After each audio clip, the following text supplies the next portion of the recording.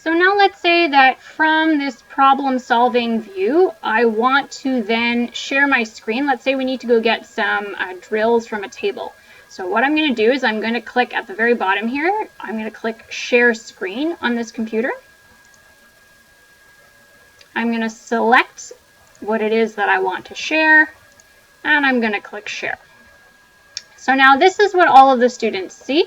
And if we collapse this into show small active speaker video, this is what I was talking about. The spotlit video is what's going to appear over here, but it's teeny tiny. So they won't be able to see your problem solving clearly if you're also sharing a screen. So now that I'm sharing a screen over here, I'm actually going to go onto, I'm logged into my tablet as well. As we saw earlier, I'm going to click Annotate, and let's say we're using this drill bit, so I'm going to annotate on my tablet over here, and I can even, let's say, change the color if that's clearer so that the students can see what's going on and they can follow along, saying that's what we're using in terms of this screen sharing. Now let's say we've gotten what we needed from this table, so now I'm going to stop sharing my screen so that we can go back automatically to the problem solving area. And now you can see over here, so this is me problem solving. And that's how the students would follow along.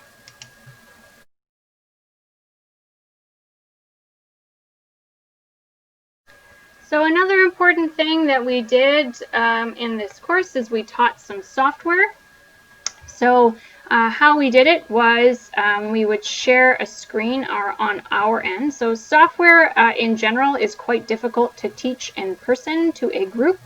So online it's even more challenging, but this is how we managed for this course. So I click Share Screen, and I'm going to click my SolidWorks screen.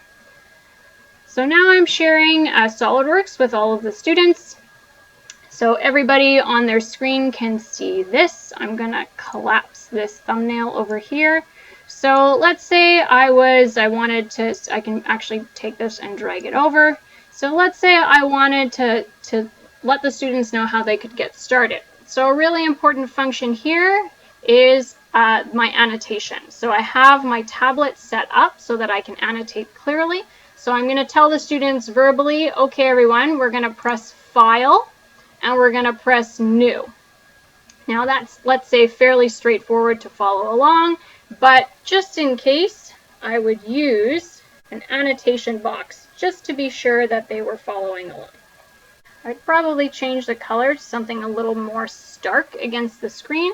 So let's say I said, okay, everyone, we're going to press New, and then this should pop up. And then I'm going to start describing all the different options they have in their software. And I'm going to say, actually, we're going to start by clicking Part. So I'm going to annotate as I go along. And the annotation helps me slow down as well as I'm teaching and gives the students the chance to both do it on their device and follow along with what I'm doing. So going at a slow pace is really important here.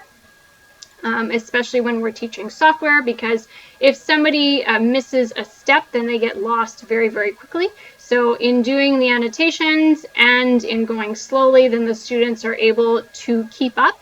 Also checking in often and saying if you have any issues or if you're experiencing any issues or you've missed a step, please make sure to post on the chat or raise your hand. So I can have, let's say, the participants list beside me while I'm doing this, to see if anyone has their hand raised. I don't have that option right now to demonstrate because I'm co-hosting, so the co-host or host can't raise their hand, but I can say, let's say I need a coffee break over here. So that's in the participants section. That's where all of this stuff is available.